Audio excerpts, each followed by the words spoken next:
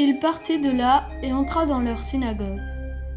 Or, il s'y trouvait un homme qui avait une main atrophiée, et l'on demanda à Jésus, « Est-il permis de faire une guérison le jour du sabbat ?» C'était afin de pouvoir l'accuser. Mais il leur dit, « Si l'un d'entre vous possède une seule brebis et qu'elle tombe dans un trou le jour du sabbat, ne va-t-il pas la saisir pour la faire remonter ? Or, un homme vaut tellement plus qu'une brebis. Il est donc permis de faire le bien le jour du sabbat. » Alors Jésus dit à l'homme, « Étends la main », l'homme l'étendit, et elle redevint normale et saine comme l'autre. Une fois sortis, les pharisiens se réunirent en conseil contre Jésus pour voir comment le faire périr.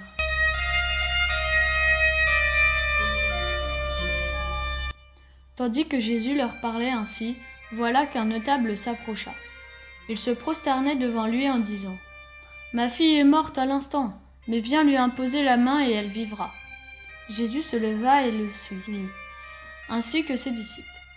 Et voici qu'une femme souffrant d'hémorragie depuis 12 ans s'approcha par derrière et toucha la frange de son vêtement. Car elle se disait en elle-même, « Si je parviens seulement à toucher son vêtement, je serai sauvée. » Jésus se retourna et la voyant lui dit, « Confiance, ma fille, ta foi t'a sauvée. » Et à l'heure même, la femme fut sauvée. Jésus, arrivé à la maison du notable, vit les joueurs de flûte et la foule qui s'agitait bruyamment. Il dit alors, « Retirez-vous, la jeune fille n'est pas morte, elle dort. » Mais on se moquait de lui.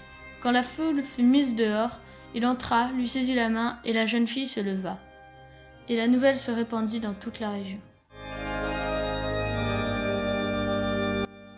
Mais lui, voulant se justifier, dit à Jésus, « Et qui est mon prochain ?» Jésus reprit la parole. Un homme descendait de Jérusalem à Jéricho, et il tomba sur des bandits. Ceux-ci, après l'avoir dépouillé et roué de coups, s'en allèrent, le laissant à moitié mort. Par hasard, un prêtre descendait par ce chemin. Il le vit et passa de l'autre côté. De même, un lévite arriva à cet endroit, il le vit et passa de l'autre côté. Mais un samaritain qui était en route arriva près de lui, il le vit et fut saisi de compassion. Il s'approcha et pansa ses blessures en y versant de l'huile et du vin. Puis il le chargea sur sa propre monture, le conduisit dans une auberge et prit soin de lui. Le lendemain, il sortit 2 pièces d'argent et les donna à l'aubergiste, en lui disant « Prends soin de lui, tout ce que tu auras dépensé en plus, je te le rendrai quand je repasserai. » Lequel des 3, à ton avis, a été le prochain de l'homme, tombé aux mains des bandits ? Le docteur de la loi répondit « Celui qui a fait preuve de pitié envers lui. » Jésus lui dit « Va, et toi aussi fais de même. »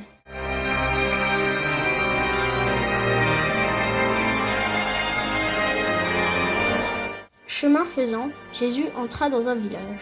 Une femme nommée Marthe le reçut. Elle avait une sœur appelée Marie qui, s'étant assise aux pieds du Seigneur, écoutait sa parole. Quant à Marthe, elle était accaparée par les multiples occupations du service.